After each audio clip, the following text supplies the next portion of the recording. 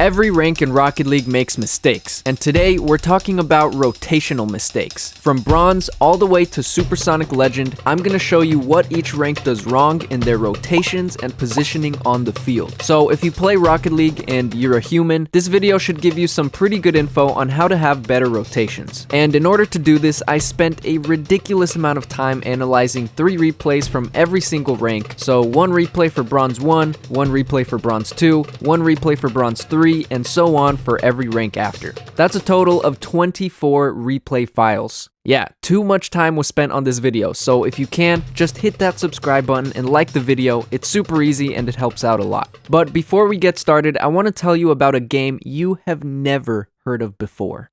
Raid Shadow Legends is the first game to bring you a true console-like experience to your phone. You can explore over 500 champions and hundreds of artifacts while you battle different bosses, go on dungeon runs, campaign battles, and multiplayer arena matches. I've been playing Raid for the past couple weeks, and so far I'm pretty addicted, mainly because of their massive online community. They have millions of players on every month, a Discord server with over 100,000 members, and thousands of videos uploaded to YouTube every single week about Raid. It's super easy to get started thanks to the big player base and all the different champions you can choose from. With 25 million downloads and over 1 million players on every day, you'll never run out of fun stuff to do while playing. I personally like watching videos of my favorite champion to see how I can use their skills better and win more battles. Just like in Rocket League, this game takes skill to win, so for me, improving is the most fun. Raid also recently released its biggest update ever, the Doom Tower. It's a giant tower with 120 floors, a bunch of secret challenge rooms, and 12 awesome bosses. So if you want to support my channel, you can use the link below to download Raid Shadow Legends for free, and if you're a new player, you can get an exclusive welcome pack that contains a free champion, 50,000 silver, and a bunch of other goodies. There's never been a better time to get started, so click the link in the description and I'll see you in the game.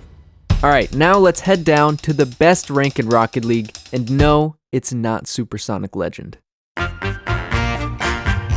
Look, Bronze players are just bad at the game. Let's be real. Rotations don't even exist in Bronze. The only thing they know how to do is attack. No defense, no mechanics, no brain, just attack.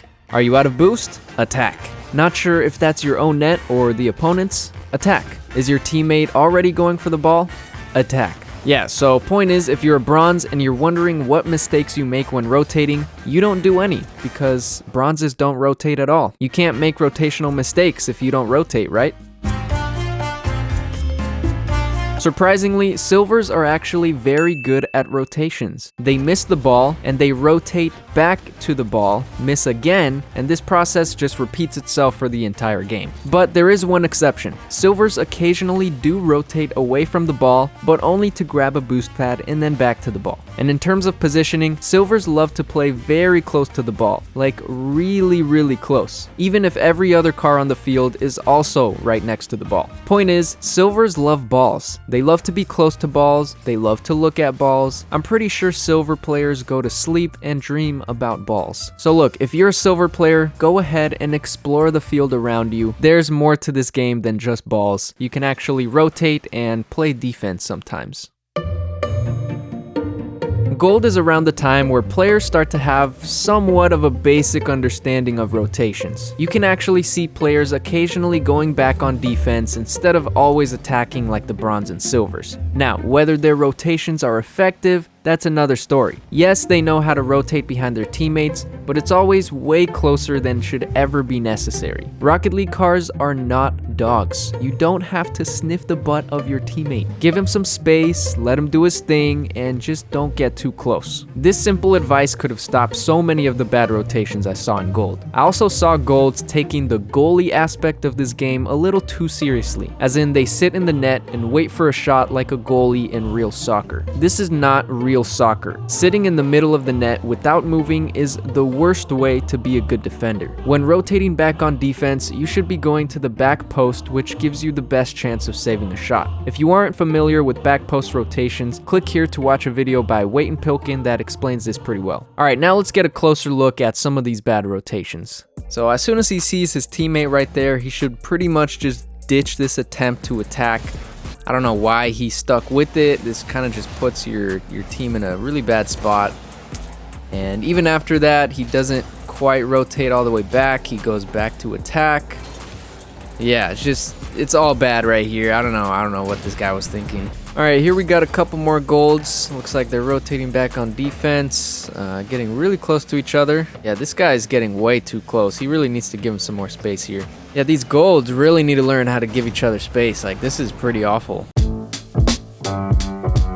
I have bad news for all of you plats out there. You guys are just as bad as the golds. Platinums were making the same bad rotations and positioning themselves just as badly as the golds. The only difference is that plats have better control of the ball and overall better mechanics. And I did see basic rotations in plat, but again, they consistently get way too close to the play, which puts them in bad spots over and over again. Every plat from the 3 replay files I saw struggled with this same mistake. And before you go down and comment that these were just bad plats, but you're a good plat with perfect rotations, I guarantee you there's a 90% chance you're also making the same mistake. If you don't believe me, just go back to one of your own replays, watch yourself and what you do, and you're gonna see what I mean. Once again, I recommend you plats watch the same video as the golds and learn about back post rotations. I'll leave a link to that in the description. And for this rank, I brought in the king of back post rotations, Waitin' Pilkin himself, who's gonna tell you plats what you're doing wrong. Hello, it's Waitin' here. I'm gonna do this replay analysis without really going through it beforehand to see if these plat players really can go back post. So let's see how it goes. Okay, the Walmart half flip. That's what we like to see. Trying to start a dribble. Wow. This is the boost. That's okay though. Ooh, wow.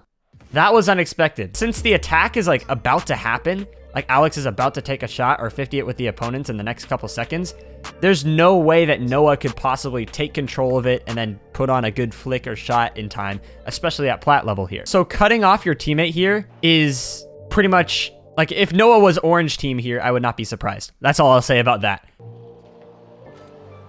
Okay, that is just, that is way too ball chasey. As Noah was heading back here, Noah didn't check on car cam for even a moment to see where exactly his teammate was positioned. Just stayed on ball cam the whole time, saw that his teammate was there, and even after seeing that his teammate was there, like trying to corral the ball, he still kept going.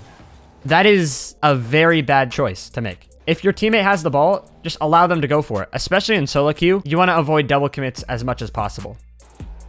Turns back, and then goes directly to the corner. If you're Alex here, as soon as the ball goes to the corner there, you need to immediately decide what your decision is. This is a really crucial point in decision making. And it all depends on if Noah is going to go for the ball here. So if you're Alex, you have to observe, is Noah going for the ball? If he is, I need to go to the back post here, or at least to net. And if he's not going for the ball and he's rotating around, then I'm okay to go for the ball. So if you're Alex here, whatever Noah does, you do the opposite.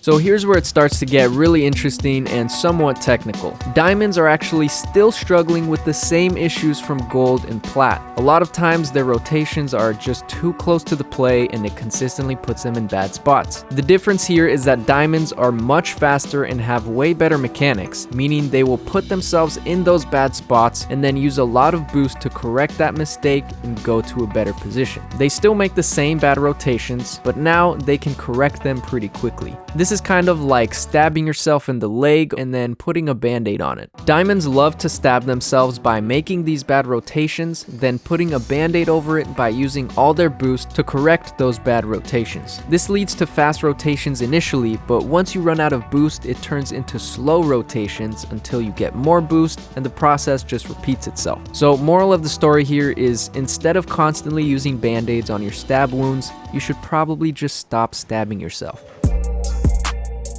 Alright, so he goes back on defense, but he's turning back around and yeah, he gets beat because he's just too close to the play once again. This is the same mistake as gold and plat. It definitely looks different here in diamond and you know, it's not as extreme, but it's still pretty much the same mistake. This could have been avoided just by staying back and not getting so close to the play. Pretty unnecessary, very big mistake by this guy. Now this guy is clearly dribbling the ball this way, and he continues to go that way, which, you know, you're just gonna get beat. You should be coming around back here and maybe challenging from there, or just, you know, going back and rotating right away. But instead, this guy chooses to continue to attack and he gets beat. And it looks like his teammate wasn't ready for it either, and they get scored on. All right, so now we're looking at the opponents, and it looks like this guy is making, once again, the same mistake of coming too close to the play right here. This guy is clearly going to beat him to the ball. You know, all he had to do was just rotate back out, go back to defend, and he probably would have been fine. So let's just watch what he does here. Surprise, surprise, he does not rotate back. He chooses to challenge the ball, and it's a wide open net. I think they do get scored on this. Let's see.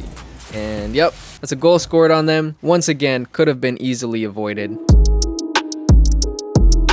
Finally, we stop seeing the same mistake of getting too close to the play and bad rotations. Champ players all seem to have a pretty good understanding of rotations and consistently put themselves in pretty good spots behind their teammates, taking turns, rotating when needed, conserving boost. Everything actually looks pretty decent. The consistent mistake I saw here is that champ players just need to make their decisions faster. I saw a lot of lingering, which is just watching the play instead of fully committing to rotating back or attacking. In order to get to Grand Champ, these decisions to rotate back or attack need to be fast and without hesitation. There was a lot of hesitation in the rotations of champ players. And even if it's a second or two where you're not fully committing to your decision to rotate, can lead to a goal getting scored on you. A lot of the goals I saw could have been saved if the player simply committed to their rotation faster instead of lingering and watching the play. Alright, so here we are at champ level, and even though he doesn't have boost here, he doesn't make his decision to rotate back quick enough. He's just kind of watching the play and watching what happens instead of actually rotating back. And it's that indecisiveness, even if this is like a second of difference, you know, as soon as you see this happening, you need to be flipping right away, trying to get back and make your rotation instead of just watching the play. And that kind of puts you behind. I don't think they scored off of it, but again, at a higher rank, oh, looks like they do get scored on. So yeah, they did get punished for it, and that's just, you know, being indecisive, taking too long to make your decisions. All right, so now we're looking at the opposing team, and so right here after the kickoff, this guy is now lingering once again, and this is a completely different player. So now you can see that it's a pretty common problem here in Champ. This ball is going this way, and you have two attackers. So your first decision should be to rotate back as quickly as possible. Instead, he's lingering, watching the play, not actually rotating. So now he starts rotating, and he's not there in time. That's because he lingered.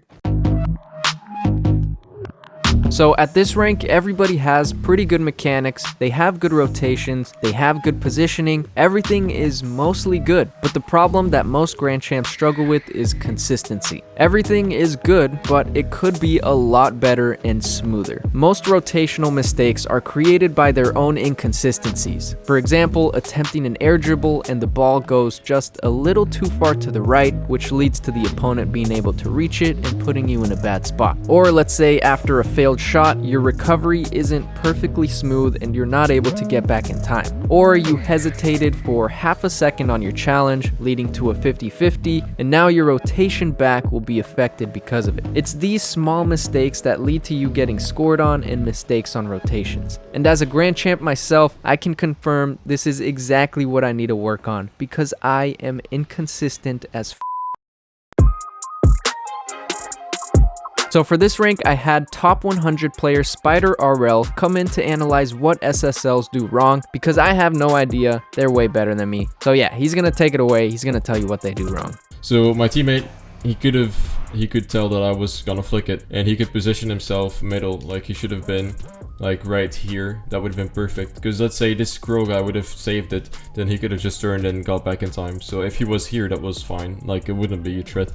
So it seems like he came from this area and then he like waited around here, but what he should have done is just trusted me to get the touch middle, and he should have like gone a little bit further to the left, more like this.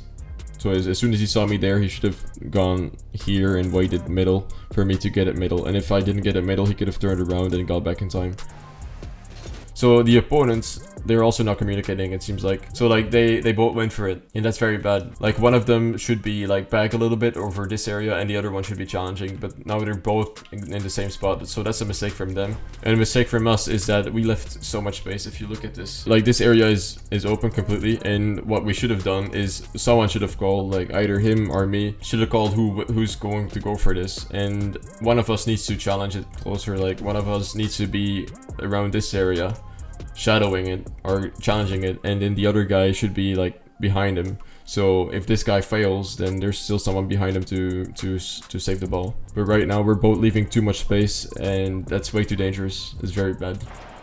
So I'm booming it upfield, and Lion is basically pushing in the corner with Crow, because this is Crow's ball.